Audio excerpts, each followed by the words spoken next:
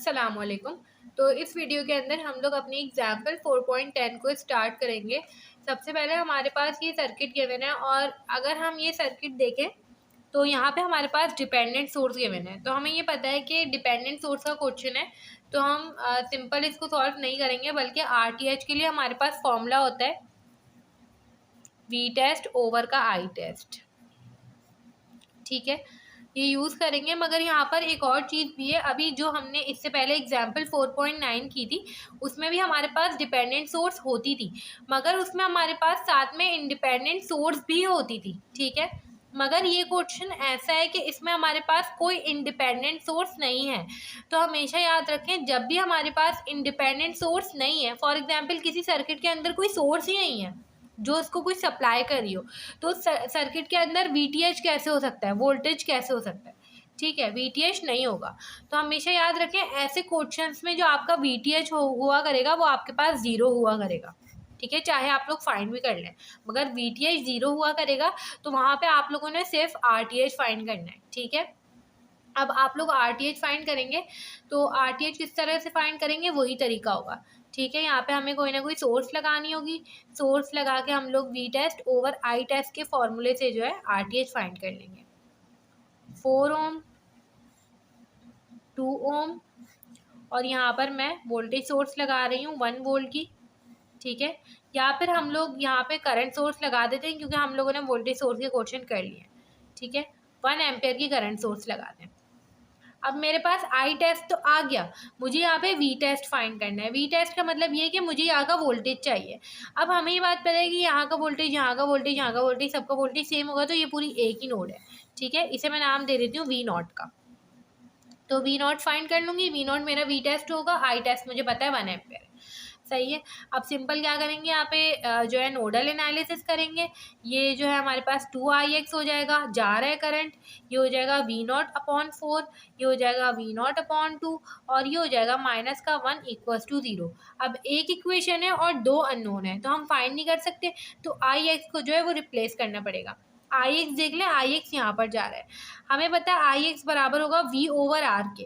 अब V जो है वो V का फॉर्मूला होता है V higher minus V lower. हमेशा जहाँ से करंट निकलता है ना, वहाँ पे आपको उस वोल्टेज को पॉजिटिव में रखना होता है। अब क्योंकि नीचे ग्राउंड नोड है और ग्राउंड नोड का वोल्टेज जीरो होता है, ये चीज़ हमने नोडल एनालिसिस के अंदर की थी। तो 0 माइनस का V0 ओवर का R क्या है यहाँ पे 2 ओम है, तो माइनस का V0 ओवर का 2। ठीक है, तो Ix की जगह आप लोग सिंपल क्या करें, माइनस का V0 ओवर का 2 पुट कर दें। V0/4 प्लस का V0/2 माइनस का 1 इक्वल्स टू 0। 2 से 2 कैंसिल करें, माइनस का V0 प्लस का V0/4, V0/2 माइनस का 1 इक्वल्स टू 0। सीधा सीधा यहाँ पे LCM लें, 4 आ जाएगा। यहाँ पे 4 मल्टीप्लाई होगा, यहाँ पे 2 और यहाँ पे 4। ये हो जाएगा माइनस का 4 V0 प्लस का V0 प्लस का 2 V0 माइनस का 4 इक्वल्स टू 0। ठीक है, 2 और 1 3। ठीक है, -4 और +3, तो -V0 और -4 equals to 0। -V0 equals to 4, V0 बराबर हो जाएगा माइनस का 4 वोल्ट के, मतलब कि VTH बराबर हो गया माइनस का 4 के, V टेस्ट सॉरी। R बराबर हो जाएगा माइनस का 4/1। ठीक है, तो ये हो जाएगा माइनस का 4 ओम। अब देखिए हमारे पास जो R है, रेजिस्टेंस है, उसकी वैल्यू आ गई हमारे पास माइनस का 4।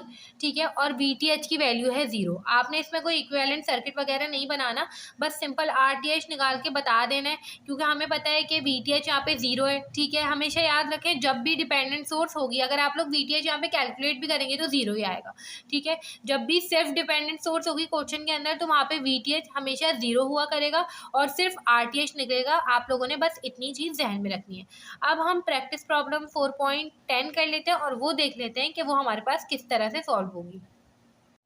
अब देखिए, ये हमारे पास प्रैक्टिस प्रॉब्लम 4.10 है। इसके अंदर भी हमें सिर्फ डिपेंडेंट सोर्स गिवन है, मतलब कोई इंडिपेंडेंट सोर्स नहीं है, और हमें क्वेश्चन के अंदर कहा गया है कि थेवेनियस का इक्विवेलेंट सर्किट फाइंड करना है। तो हम अगर यहाँ पे VTH निकालेंगे, वैसे भी 0 आएगा, मगर हमें लिख देना है कि VTH जो है वो 0 है। ठीक है, आप लोग निकाल के भी चेक कर लीजिएगा जैसे हम लोग निकाला करते थे। ठीक है, अब अगर गौर से देखें तो यहाँ पे हमारे पास RTH फाइंड करना है, और उसका वही तरीका है। हमने सिंपल क्या करना है, एक सोर्स सपोज करनी है खुद से। ठीक है, सोर्स हम लोग सपोज करेंगे, वो कोई भी सोर्स हो सकती है। पिछले क्वेश्चन के अंदर हमने करंट सोर्स सपोज की थी, इधर हम लोग वोल्टेज सोर्स सपोज कर लेते हैं। इसकी वैल्यू रखते हैं हम लोग 1 वोल्ट।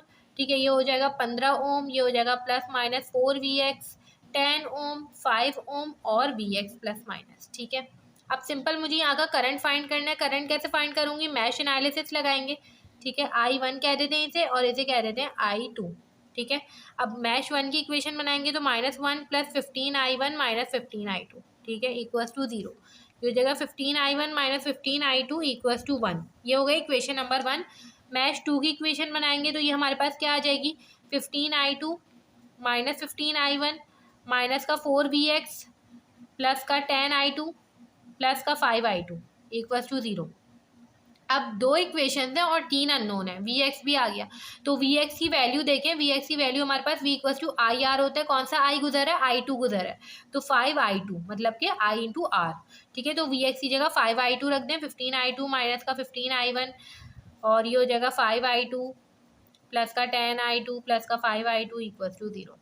ठीक है, ये हमारे पास हो जाएगा 15I2 माइनस का 15I1 माइनस का 5 4 द 20I2 प्लस का 10I2 प्लस का 5I2 इक्वल्स टू 0। अब अगर देखें तो I1 हमारे पास ये रहा 15I1 और सारे I2 वाला सॉल्व कर लें, ये हमारे पास हो जाएगा 20। ठीक है, 20 और -20 कैंसिल हो जाएगा, सिर्फ बच जाएगा प्लस का 10I2 इक्वल्स टू 0। एक इक्वेशन ये रही, एक इक्वेशन ये रही, मुझे I1 चाहिए। ठीक है, सिंपल हम लोग जो है इक्वेशन पर जाएंगे और 1 पर जाएंगे। यहाँ पर 15 -15 1, इसी तरह से यहाँ पे -15 10 0। ठीक है, तो हमारे पास I1 की वैल्यू है -0.13333। ठीक है, ये I1 की वैल्यू है। अब सिंपल हमने क्या करना है, RTH फाइंड करना है। RTH कैसे फाइंड करते हैं, V टेस्ट ओवर का I टेस्ट करके। ठीक है, V टेस्ट की वैल्यू हमारे पास कितनी है, 1 वोल्ट है और ये आई है -0.1333। ठीक है, 1 डिवाइड बाय -0.13333 हमारे पास आ गई वैल्यू माइनस का 7.5 ओम्स। अब देखिए हमारे पास जब भी इस तरह के क्वेश्चंस होंगे जिसमें सिर्फ डिपेंडेंट सोर्स हुआ करेगी, ठीक है, तो हमें सिर्फ 2 बातें ध्यान में रखनी है। ठीक है, हमने क्वेश्चन वैसे ही सॉल्व किया, इतना मुश्किल नहीं है क्वेश्चन सॉल्व करना, बस हमें ये पता होना चाहिए कि वहाँ पे वोल्टेज नहीं होगा, क्योंकि जब कोई सोर्स ही नहीं है तो वहाँ पे कोई वोल्टेज सप्लाई हो ही नहीं रहा। ठीक है, और अगर हम RTH निकालते हैं तो RTH की वैल्यू वहाँ पे हमेशा नेगेटिव में आया करेगी। ठीक है, तो डिपेंडेंट सोर्स जहाँ पर होगी थेवेनियंस के क्वेश्चन वहाँ पर इस तरह से सॉल्व हुआ करेंगे। हमने 3 क्वेश्चन देखे थे थेवेनियंस के, सबसे पहले जिसमें इंडिपेंडेंट सोर्सेज होती थी, दूसरा जिसमें इंडिपेंडेंट और डिपेंडेंट दोनों होती थी, और तीसरा जिसमें सिर्फ डिपेंडेंट सोर्सेज होती थी। ठीक है, तो अब हम नेक्स्ट वीडियो के अंदर अपना जो नॉर्टन्स थ्योरम है वो स्टार्ट करेंगे।